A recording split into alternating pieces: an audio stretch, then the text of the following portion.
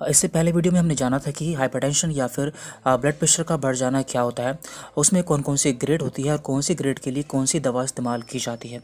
आज की वीडियो में हम बात करेंगे यदि किसी का ब्लड प्रेशर बहुत ज़्यादा बढ़ जाता है या फिर उसे हाइपरटेंसिव इमरजेंसी होती है तो ऐसे में कौन सी दवा दी जाती है। इसके अलावा कुछ ऐसी बीमारी होती है जैसे कि डायबिटीज़, माइग्रेन, इन सभी में कौन सी दवा दी जाती है, और प्रेगनेंसी में यदि किसी का ब्लड प्रेशर बढ़ जाता है तो उस समय कौन सी दवा दी जाती है। तो लास्ट वीडियो में हमने हाई ब्लड प्रेशर की 2 स्टेज के बारे में जाना था और उनकी दवाओं के बारे में जाना था। अब बात करते हैं हम स्टेज 3, जिसे कि हम हाइपरटेंसिव इमरजेंसी कहते हैं। इसमें हमारा ब्लड प्रेशर बहुत ज़्यादा बढ़ जाता है। देखिए, हाइपरटेंसिव इमरजेंसी में भी 2 कंडीशन होती है, एक होती है अर्जेंसी और एक होती है इमरजेंसी। अर्जेंसी मीन्स यहाँ पर हमें जो अपना ब्लड प्रेशर है उसे जल्दी से कम करना होता है, और इमरजेंसी में हमें बहुत ही ज़्यादा जल्दी ही उसे कम करने की ज़रूरत होती है। तो अर्जेंसी क्या होता है, पहले इसके बारे में जान लेते हैं। तो BP more than 180/120 without sign of organ damage. यदि हमारा जो ऊपर का ब्लड प्रेशर है वो 180 या फिर उससे ज़्यादा हो जाता है और नीचे का ब्लड प्रेशर हमारा 120 या फिर उससे ज़्यादा हो जाता है तो इसे हम कहते हैं अर्जेंसी। लेकिन इस समय हमें कोई भी ऑर्गन डैमेज का साइन देखने को नहीं मिलता है, तो ऐसे में हमें क्या करना होता है, ऐसे में हमें अपने बीपी को कुछ ही घंटों में कम करना होता है। अब बात करते हैं इमरजेंसी। तो इमरजेंसी में क्या होता है, इसमें हमारा बीपी जो नीचे का होता है वो 130 से ऊपर हो जाता है, यानी कि जो हमारा डायस्टोलिक ब्लड प्रेशर होता है वो 130 से ऊपर हो जाता है, और इसमें हमारे ऑर्गन डैमेज होना भी स्टार्ट हो जाते हैं, यानी कि जो हमारे शरीर के अंग हैं वो भी डैमेज होना स्टार्ट हो जाता है। तो ये एक इमरजेंसी कंडीशन होती है। देखिए, जब भी हमारा नीचे का ब्लड प्रेशर बढ़ता है तो वो हमारे लिए बहुत ज़्यादा खतरनाक होता है, जबकि ऊपर का ब्लड प्रेशर बढ़ना इतना खतरनाक नहीं माना जाता। यह एक बहुत ही सीवियर कंडीशन होती है और ऐसे में हमें अपने बीपी को कुछ ही मिनटों में कम करने की ज़रूरत होती है।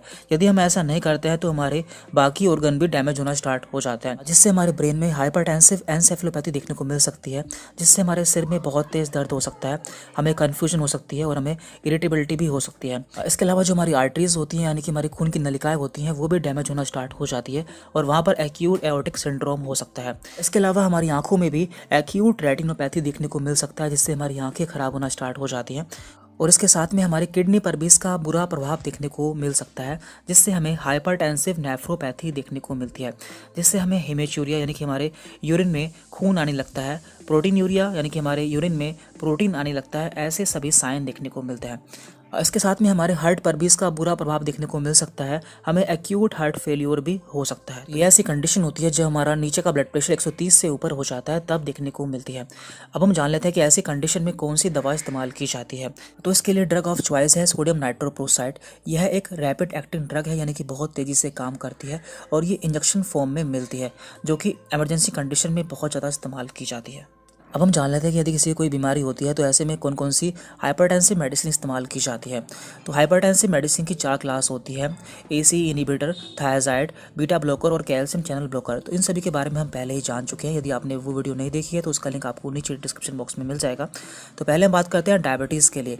यदि किसी को डायबिटीज़ होती है तो उसके लिए कौन सी हाइपरटेंसिव मेडिसिन इस्तेमाल की जाती है। तो उसके लिए एसीई इनहिबिटर और थायराइड यानी कि डाययूरेटिक मेडिसिन उसे दी जा सकती है। अब बात करते हैं माइग्रेन। यदि किसी को माइग्रेन की प्रॉब्लम होती है और साथ में उसका ब्लड प्रेशर बहुत ज़्यादा बढ़ जाता है तो ऐसे में बीटा ब्लॉकर और कैल्शियम चैनल ब्लॉकर मेडिसिन दी जाती है। इसके बाद यहाँ पर क्रोनिक किडनी डिसीज़। यदि किसी को कोई किडनी की पुरानी बीमारी होती है तो उसे एसीई इनहिबिटर क्लास की कोई दवा दी जा सकती है। इसके बाद है यहाँ पर ओबेसिटी या फिर मोटापा। यदि कोई मोटा इंसान होता है तो उसे एसीई इनहिबिटर क्लास की मेडिसिन दी जाती है। और लास्ट यहाँ पर क्रोनिक किडनी फेल्योर। यदि किसी की किडनी फेल हो जाती है तो ऐसे में डाययूरेटिक्स मेडिसिन उसे दी जाती है। अब बात करते हैं प्रेगनेंसी, यानी कि प्रेगनेंसी में कौन कौन सी दवा सेफ रहती है। यदि किसी गर्भवती महिला का ब्लड प्रेशर बढ़ जाता है तो ऐसे में कौन सी दवा दी जाती है।